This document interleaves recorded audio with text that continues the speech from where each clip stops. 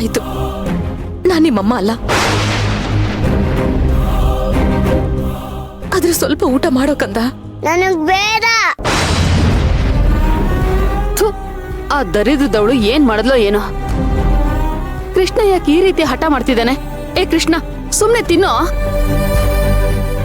ಅತ್ತೆ, ಹೇಗೋ ಪಾಪ ಮಗು ಒಂದೆರಡು ತುತ್ತು ಊಟ ಮಾಡ್ತು.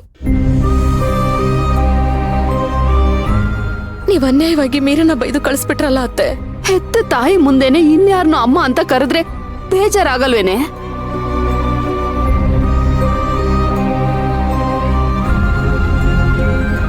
ಹಾಗಂತ ಮಗುನ ಉಪವಾಸ ಇಡದಕ್ಕಾಗತ್ತಾ? ಅವಳೇನ್ ಬೇರೆಯವಳ? ಅವಳು ಈ ಮನೆ ಸೊಸೆನೆ ತಾನೆ. ಅವಳು ಹಿರಿ ಸೊಸೆ. ಅವಳಿಗೆ ಮಗು ಮೇಲೆ ಎಲ್ಲ ಹಕ್ಕು ಇದೆ ಅತ್ತೆ. ಅಕ್ಕ, ಮಗು ಊಟ ಮಾಡ್ಲಿ ಅಂತ ನೀವ್ ಏನೇನೋ ಹೇಳ್ಬೇಡಿ. ಏನೋ ಆಗೇ ಇಲ್ಲ ಅನ್ನೋ ತರ ಬಿಹೇವ್ ಮಾಡ್ಬೇಡಿ.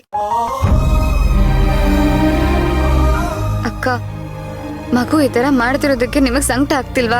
ನಿಜ ಹೇಳಿ. ನನಗ್ ನನ್ ಸಂಕಟಕ್ಕಿಂತ ನನ್ ಮಗು ಖುಷಿಯಾಗಿರೋದು ಮುಖ್ಯ. ಅವನು ಹೊಟ್ಟೆ ತುಂಬಾ ಊಟ ಮಾಡೋದು ಮುಖ್ಯ ಪೂಜಾ.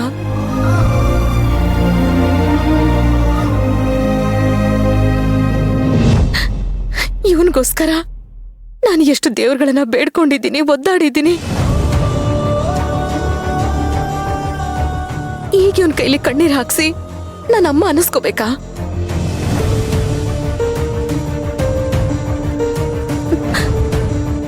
ಬಾಕಂದ, ನಾನ್ ನಿನ್ನ ಮೀರಾ ಅಮ್ಮನ ಹತ್ರನೇ ಬಿಡ್ತೀನಿ.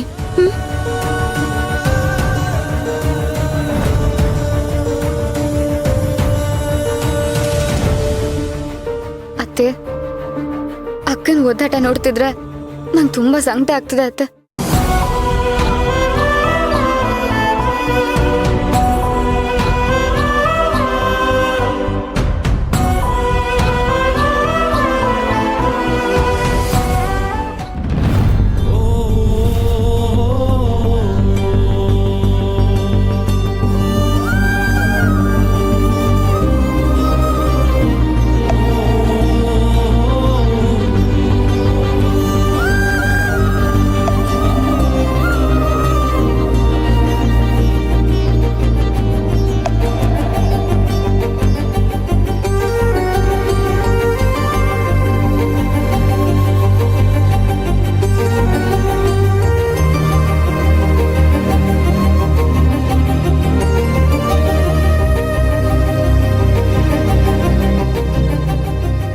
ಏನ್ ಮಣಿ ಇದೆಲ್ಲ? ಇದ್ದಾಗ್ಲೂ ನೆಮ್ಮದಿಯಾಗಿರ್ಲಿಲ್ಲ. ಹೆಲ್ತ್ ಇಶ್ಯೂ ಆಗಿ ಹಾಸ್ಪಿಟಲ್ ಸೇರ್ಕೊಂಡು ಒಂಟಿಯಾಗಿ ಸತ್ತೆ. ಹೋದ್ಮೇಲೂ ನಿನ್ನ ನೆಮ್ಮದಿಯಾಗಿರೋಕೆ ಈ ದರಿದ್ರ ಮೀರಾ ಬಿಡ್ತಿಲ್ವಲ್ಲ. ನಿನ್ನನ್ನು ಕೊಲೆ ಮಾಡಿದ್ದು ಅಲ್ದೆ ನಿನ್ನ ನೆನಪಿಗೆ ಅಂತ ಇದ್ದಿದ್ದು ಈ ಗಿಡನೂ ಸಾಯ್ಸಕ್ ನೋಡ್ತಾಳೆ. ಸಾಲದಕ್ಕೆ ಏನ್ ಮಾಡ್ತೀಯೋ ಮಾಡ್ಕೊ ಅಂತ ಚಾಲೆಂಜ್ ಬೇರೆ ಮಾಡ್ತಾಳೆ. ತಗೊಂಡು ಹೋಗಿ ಸಾಕ್ಷಿನ ಪೊಲೀಸಿಗೆ ಕೊಡು, ನಾನೇನ್ ಕೇರ್ ಮಾಡಲ್ಲ ಅಂತಿದ್ದಾಳೆ. ಈ ಕೆಲ್ಸನ ನಾನು ಯಾವತ್ತೋ ಮಾಡ್ತಿದ್ದೆ. ಇಷ್ಟು ದಿನ ನಾನು ಸುಮ್ಮನೆ ಇದ್ದಿದ್ದು ಒಂದೇ ಒಂದು ಕಾರಣಕ್ಕೆ. ಒಂದೇ ಸಲ ಜೈಲ್ಗೆ ಹೋದ್ರೆ ಶಿಕ್ಷೆ ಅನುಭವಿಸೋ ಇಲ್ಲ ಬೇಲ್ ತಗೊಂಡು ಹೊರಗಡೆ ಬಂದ್ಬಿಡ್ತಾಳೆ, ಆಮೇಲೆ ನೆಮ್ಮದಿಯಾಗಿರ್ತಾಳೆ ಅಂತ. ಯಾವುದೇ ಕಾರಣಕ್ಕೂ ಆ ರೀತಿ ಆಗ್ಬಾರ್ದು. ನಿನ್ ಸಾವುಗೆ ಕಾರಣ ಆಗಿರೋ ಅವಳು ದಿನೇ ದಿನೇ ಸಾಯ್ಬೇಕು. ಆಗ ಅವಳಿಗೆ ಟಾರ್ಚರ್ ಕೊಡ್ಬೇಕು ಅಂತಾನೆ ಅವಳನ್ನ ಮದುವೆ ಆಗಿ ಮನೆ ಕರ್ಕೊಂಡು ಬಂದಿದ್ದು. ಆದ್ರೆ ಇವಳು ಸ್ವಲ್ಪನೂ ಭಯ ಇಲ್ಲದೆ ಏನಾದ್ರೂ ಮಾಡ್ಕೊ ಹೋಗು ಅಂತಾಳೆ.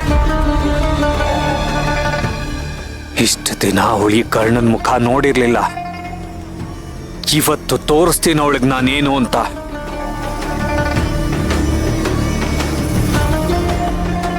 ನಿನ್ನೆ ಹೊಡೆದ್ಲಲ್ಲ ಅವಳು, ನಿನ್ನೆ ಕೆಳಗಾಕಿ ತುಳಿದ್ಲಲ್ಲ ಅವಳು. ಅವಳನ್ನ ಸುಮ್ಮನೆ ಬಿಡೋ ಮಾತೇ ಇಲ್ಲ. ಬುದ್ಧಿ ಕಲಿಸ್ತೀನಿ, ಸರಿಯಾಗಿ ಬುದ್ಧಿ ಕಲಿಸ್ತೀನಿ.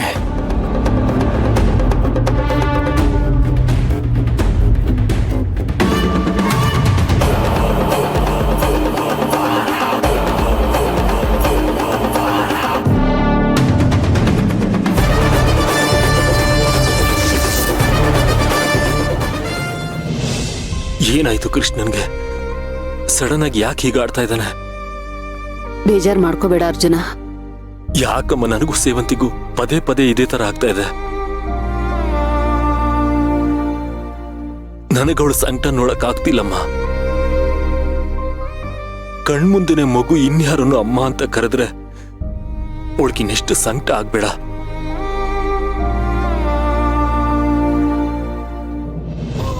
ಲೋ ಅರ್ಜುನ್, ಅವಳೇ ಹೇಳಿದ್ಲಲ್ವೇನೋ ಅವಳಿಗೇನು ಬೇಜಾರಿಲ್ಲ ಅಂತ. ಅದು ಅವಳು ಮಗು ಊಟ ಮಾಡ್ಲಿ ಅಂತ ಹಾಗೆ ಹೇಳಿದ್ದು ಅತ್ತೆ. ಬಾಯಿ ಬಿಟ್ಟು ಹೇಳೋಷ್ಟು ಸುಲಭ ಅಲ್ಲ ಇದನ್ನೆಲ್ಲ ಸಹಿಸ್ಕೊಳ್ಳೋದು. ಮೀರಾ, ಮೀರಾ, ಎಲ್ಲಿದ್ಯಾ? ಬಾರೆ ಆಚೆ.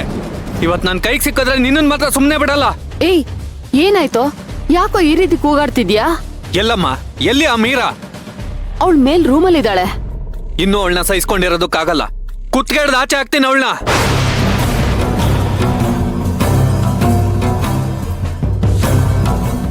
ಯಾಕೆ ಕರ್ಣ, ಏನಾಯ್ತು? ಯಾಕೆ ಕೂಗಾಡ್ತಿದ್ಯಾ? ಅವಳೆಂತ ಕೆಲಸ ಮಾಡಿದಾಳೆ ಅಂತ ಗೊತ್ತಾ ಅರ್ಜುನ್? ನನ್ನ ಮಣಿ ಮುಟ್ಟಿದಾಳ ಅವಳು. ಏನಾಯ್ತು ಅಂತ ಅರ್ಥ ಆಗೋ ತರ ಹೇಳು. ನನ್ನ ಮಣಿ ನೆನಪಿಗೆ ಅಂತ ಅವಳು ಚಿತಾಭಸ್ಮ ಹಾಕಿ ಗುಲಾಬಿ ಗಿಡ ನೆಟ್ಟಿದ್ದೆ. ನೆನಪಿದೆ ಅಲ್ವಾ? ಹಾ, ಹೌದು ಬಾವಾ, ನೆನ್ಪಿದೆ. ನೀವ್ ದಿನ ಅದ್ರಲ್ಲಿ ಪ್ರಿಯನ್ ಕಾಣ್ತಿದ್ದೀರಾ ಅಲ್ವಾ? ಅದೆಲ್ರಿಗೂ ಗೊತ್ತಿರೋ ವಿಷಯನೇ. ಆ ದರಿದ್ರದವಳು ನನ್ ಕಣ್ ಮುಂದೆನೆ ಗುಲಾಬಿ ಗಿಡನ ಎತ್ತಿ ಬಿಸಾಕಂದ್ಲು.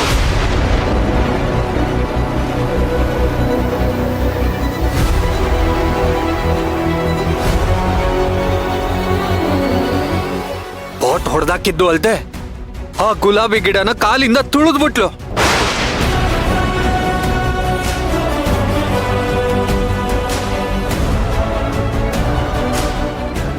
ಕರ್ಣ, ಏನು ಹೇಳ್ತಿದ್ಯಾ?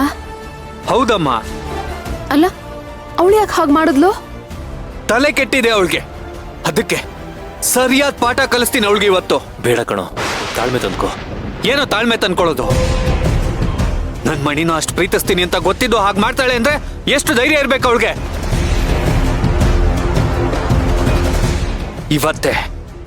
ಇವತ್ತೇ ಅವಳಿಗೆ ಈ ಮನೇಲಿ ಕೊನೆ ದಿನ. ಅವಳು ಬಂಡವಾಳನೆಲ್ಲ ಬಯಲ್ ಮಾಡಿ ಈ ಮನೆಯಿಂದ ಹೊರಗಡೆ ಹಾಕ್ತೀನಿ ಅವಳು.